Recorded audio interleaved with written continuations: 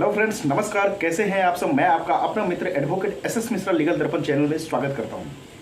Friends, आज का जो टॉपिक है ये बहुत ही बढ़िया टॉपिक है, क्योंकि आपने देखा होगा कि जब कोई सिविल सूट फाइल किया जाता है, सूट फाइल करने के बाद जो प्लेंटिफ होते हैं, जो वादी होते हैं, जब सूट फाइल करते हैं तो फिर उसके बाद विपक्षी पार्टी को नोटिस जाना होता है, सम्मन जाना होता है।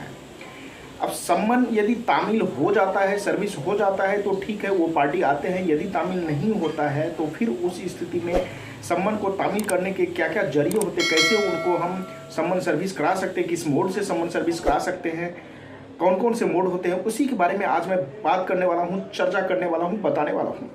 तो वीडियो ज़रा बढ़िया है, इसीलिए आप लोग इसको ध्यान से देखिएगा और लास्ट तक देखिएगा, तभी आपको समझ में आएगा।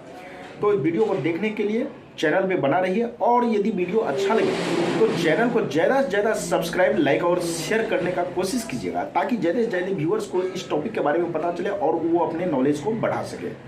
तो आइए फ्रेंड्स, जानते हैं।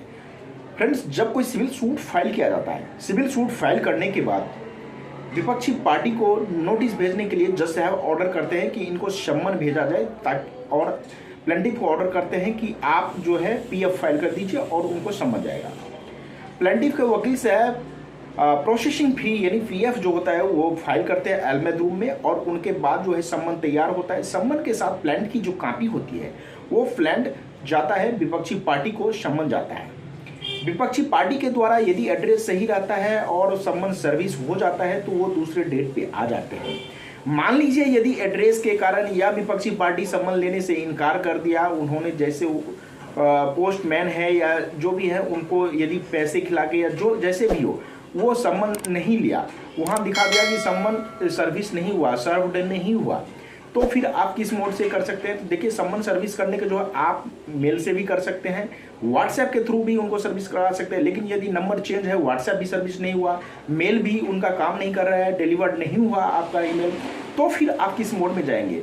देखिए, ये सब करने के बाद आपके पास लास्ट अपॉर्चुनिटी बचती है सब्स्टिट्यूट, कुछ एप्लीकेशन लगाने का, सब्स्टिट्यूट मेथड की, और कोई अन्य मेथड ये है कि हमारे civil code of civil procedure जो है, ये जो सीपीसी है, सीपीसी में ऑर्डर 5 रूल 20 के तहत आप सब्स्टिट्यूट एप्लीकेशन जो है पब्लिकेशन के लिए, पब्लिकेशन के थ्रू आप उनको सम्मन सर्विस करा सकते हैं, पब्लिकेशन के थ्रू भी। तो इसके लिए ऑर्डर 5 रूल 20 में आप एक एप्लीकेशन बनाएंगे सीपीसी के तहत, और उस एप्लीकेशन में इसका जिक्र करेंगे कि सम्मन जो है इसके थ्रू, पब्लिकेशन के थ्रू उनको सर्विस कराया जाए। और जब वो एप्लीकेशन मूव करते हैं, कोर्ट में फाइल करते हैं, तो जब से आप एप्लीकेशन को देखते हैं उसके बाद वो अलाउ करते हैं। अलाउ करने के बाद जो है आप जिस पेपर में, जिस न्यूज़पेपर में उसको पब्लिकेशन कराना चाहते हो, उस पब्लिकेशन का नाम भी उसमें दे दें एप्लीकेशन में। और फिर उसके बाद जो है आप जाते हैं नजारत रूम में, कोर्ट के अंदर ही नजारत रूम होता है, उसमें आपको फ़ी जमा करना पड़ता है। फ़ी पर पर्सन, यदि डिफेंडेंट एक है तो उसके लिए एक, एड्रेस एक है तो फ़ी कम लगेगा, मतलब उस हिसाब से लगता है। जितने नंबर ऑफ डिफेंडेंट है, नंबर ऑफ एड्रेस है ज़्यादा है, तो उस हिसाब से आपको फ़ी जमा करना पड़ता है। वहाँ पे प्रॉपर फ़ी जब जमा करते हैं तो पब्लिकेशन के थ्रू उनको सम्मन सर्विस किया जाता है, नोटिस भेजा जाता है कि आपके नाम से फलाने कोर्ट में ये मैटर चल रहा है, इतने तारीख को है, ये सब सारी मैटर उसमें लिखा जाता है। यदि उसके थ्रू वो व्यक्ति अवेयर हो जाते हैं, वो पेपर को पढ़ते हैं, देखते हैं कि नहीं मेरे नाम से सम्मन निकला हुआ है, पब्लिकेशन हुआ है, तो वो फिर कोर्ट में आते हैं, मैटर आगे फिर चलता है। यदि उसके बाद भी वो नहीं आता है तो उस स्थिति में जज साहब क्या करते हैं, एक्स पार्टी डिक्री कर देते हैं, एक्स पार्टी ऑर्डर करते हैं प्लेंटिफ के फेवर में। तो मैटर यहाँ पे ये है कि सम्मन जो है, सम्मन सर्विस करने की ये सब मोड हैं, ये सब तरीके हैं।